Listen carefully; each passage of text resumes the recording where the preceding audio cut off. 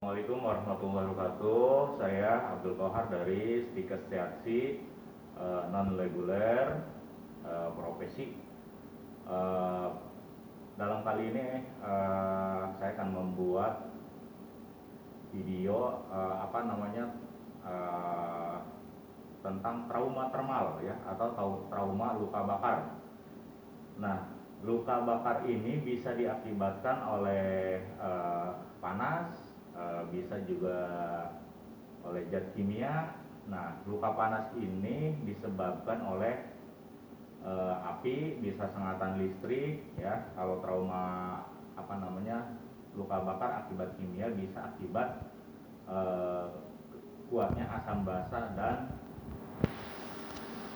kuatnya zat kimia yang model tanker dan segala macam. Nah, anatomi tentang kulit, nah ini ada terbagi 3 ya.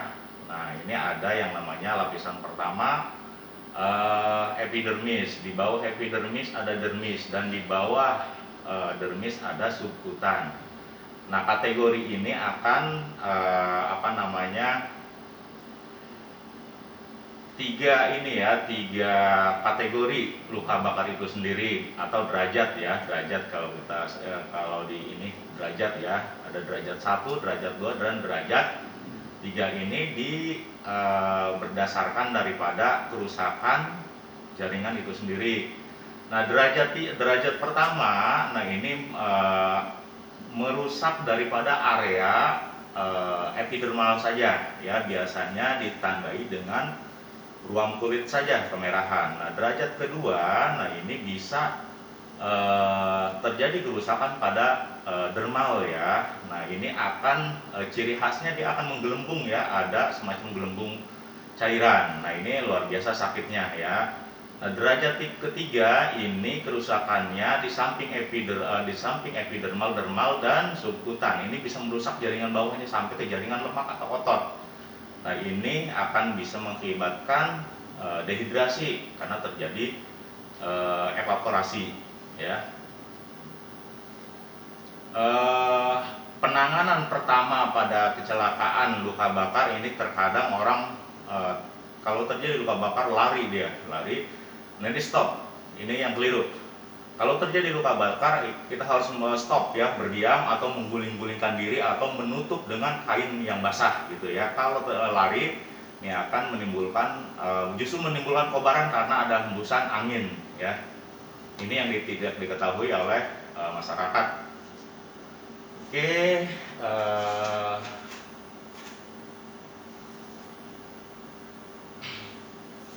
diagnosis luka bakar berdasarkan penyebab tadi ya. Luka bakarnya ada akibat apa nih?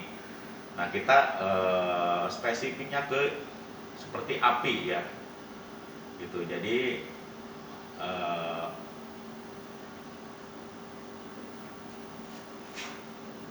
nah, ini luka bakar ini kita hitung berdasarkan dari rumus 9 itu. Jadi menghitung luka bakar ini, kita di bagian wajah 9 ya. Di bagian wajah 9, di bagian tangan 9, kiri juga sama 9. Bagian dada 18 sampai ke perut ya 18. Ini bagian punggung juga 18 ya. Nah, ini sama 18 ya. Tetapi kalau anak, nah ini anak ini muka 18, terus dada bagian depan sampai perut ini 18 juga. Nah, ini bagian genital 1 ya. Nah, kaki 13 itu untuk anak. Adapun rumusan cairan, nah ini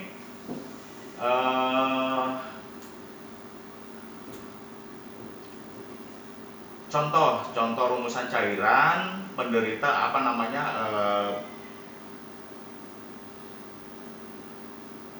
berat badan kali 4 cc ya, berat badan kali 4 cc kali luas luka bakar. Jadi kalau contoh seandainya beratnya 50, Nah, 50 dikali 4% dikali luas luka bakar, itu hasilnya. Nah, hitungan pertama 8 jam pertama dulu. Kalau contoh kita ambil 50 beratnya 50%, terus luka bakarnya sampai 20%.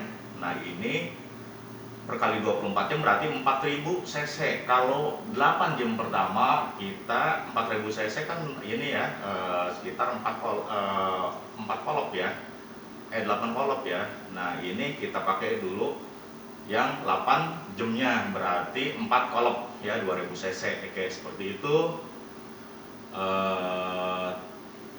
Anamnesis penata laksanaannya yang penting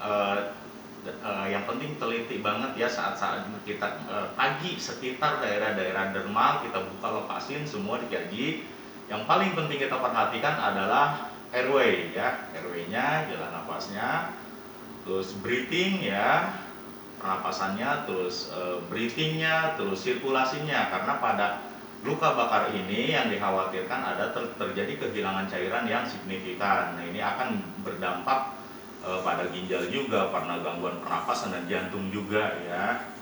Jadi perlu kita kaji yang pertama, yang primary survey dan secondary survey. Primary itu yaitu tadi ya, jadi pernapasannya dikaji, sirkulasinya dikaji ya, jalan napasnya dikaji. Kenapa jalan napas? Karena kalau kita terlalu lama pada area pada kebakaran, kita akan menghirup oksigen, akan menghirup karbon dioksida yang berlebihan, dan itu akan mengakibatkan terjadi pembengkakan daerah pernapasan. Itu yang paling penting. Oke, terima kasih. Video ini dibuat, mudah-mudahan bermanfaat. Wabillahi taufiq wal hidayah. Assalamualaikum warahmatullahi wabarakatuh.